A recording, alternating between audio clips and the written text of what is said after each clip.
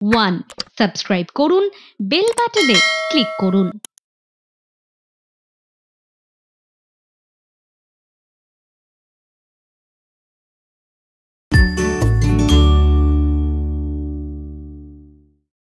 নমস্কার।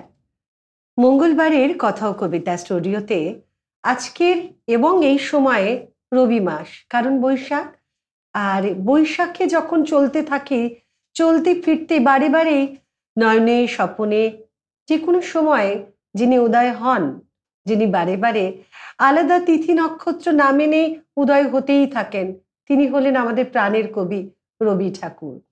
আর সেই রবি ঠাকুরকে শ্রদ্ধা জানাতেই আমাদের সঙ্গে আজকে কথা ও কবিতায় স্টুডিওতে কে আছেন বলুন দেখি। এমন একজন বন্ধুর সঙ্গে আপনাদের পরিচয় করাবো, যিনি কবিতাময় একটা ছন্দময় সন্ধে আমাদের সঙ্গে কাটাবেন। আমাদের সঙ্গে স্টুডিওতে রয়েছেন শ্রাবন্তী সাহা। নমস্কার শ্রাবন্তী দি। নমস্কার। বৈশাখ মানেই রবি মাস, আর সবাইকে রাবীন্দ্রিক শুভেচ্ছা জানাচ্ছি। একদম, তোমাকেও। ভালোবাসা ছাড়া তো আমাদের আর কিছুই নেই। তাই শুরুতেই ভালোবাসার যে প্রতিচ্ছবি তোমাকে মানে তোমার মধ্যে থেকে যেটা এই মুহূর্তে দেখতে পাচ্ছি, সেটা হচ্ছে ভীষণ সুন্দর একটা সাজগোজ। খুব ভালো লাগছে দেখতে। আসলে মানে রবীন্দ্রনাথ ঠাকুর মানেই তো একটু সুন্দর ঢাকাই সাজগোজ, জুঁই ফুলের মালা, সব মিলিয়ে রবি ঠাকুর, আমাদের প্রাণের ঠাকুর রবি ঠাকুর।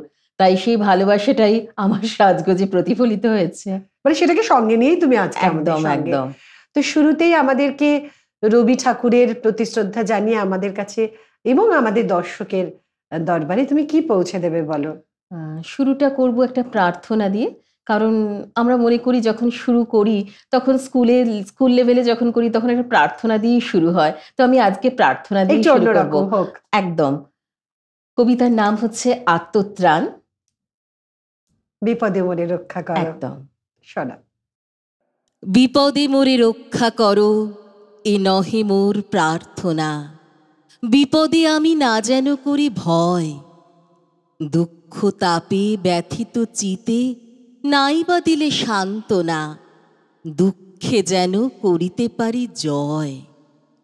সহায় মোর না যদি জুটে, নিজের বল না যেন টুটে। সংসারেতে ঘটিলে ক্ষতি, লোভিলে শুধু বঞ্চনা। নিজের মনে না যেন মানি ক্ষয়। আমারে তুমি করিবে ত্রাণ, এ নহে মোর প্রার্থনা। তরিতে পারি শকতি যেন রয়। আমার ভার লাঘব করি, নাই বা দিলে সান্ত্বনা। বহিতে পারি এমনি যেন হয়। নম্র শিরে সুখের দিনে, তোমারই মুখ লইব চিনে।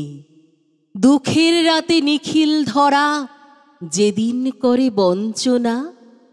তোমারে যেন না করি সংশয়। রবি ঠাকুরের প্রত্যেকটা কবিতার মধ্যেই একটা বার্তা রয়েছে।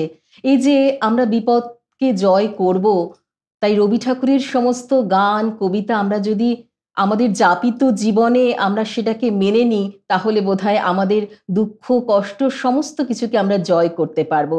আসলে রবি ঠাকুর তো আনন্দের কবি, দুঃখের কবি, মানে সমস্ত অনুভূতির জন্য তিনি আমাদের রয়েছেন।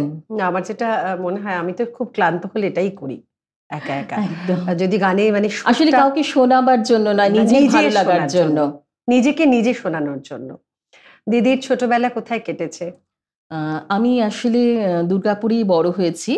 আমার ছোটবেলা দুর্গাপুরেই কেটেছে এবং ছোটবেলা থেকেই কবিতার প্রতি ভালো লাগা, কিন্তু সেভাবে প্রথাগতভাবে শিক্ষা নিইনি।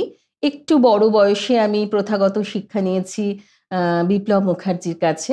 পরবর্তীকালে যখন মনে হয়েছে যে দুর্গাপুরের গণ্ডি ছেড়ে একটু কলকাতায় আসি, আমি শ্রদ্ধেয় জগন্নাথ বসুর কাছে তালিম নিয়েছি। তারপরে ডক্টর তপন রায় প্রধানের কাছে করেছি।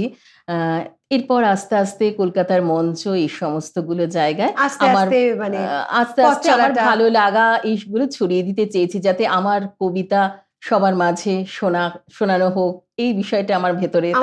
শোনাও পরের কবিতা। হ্যাঁ, পরের কবিতায় আমি যাচ্ছি। আমার একটা অত্যন্ত পছন্দের কবিতা, সেটি হচ্ছে হারিয়ে যাওয়া। ছোট্ট আমার মেয়ে সঙ্গিনীদের ডাক শুনতে পেয়ে সিঁড়ি দিয়ে নিচের তলায় যাচ্ছিল সে নেমে, অন্ধকারে ভয়ে ভয়ে থেমে থেমে। হাতে ছিল প্রদীপখানি, আঁচল দিয়ে আড়াল করে চলছিল সাবধানী। আমি ছিলাম ছাতে, তারায় ভরা চৈত্র মাসের রাতে। হঠাৎ মেয়ের কান্না শুনে উঠে দেখতে গেলেন ছুটে। সিঁড়ির মধ্যে যেতে যেতে প্রদীপটা তার নিভে গেছে বাতাসেতে।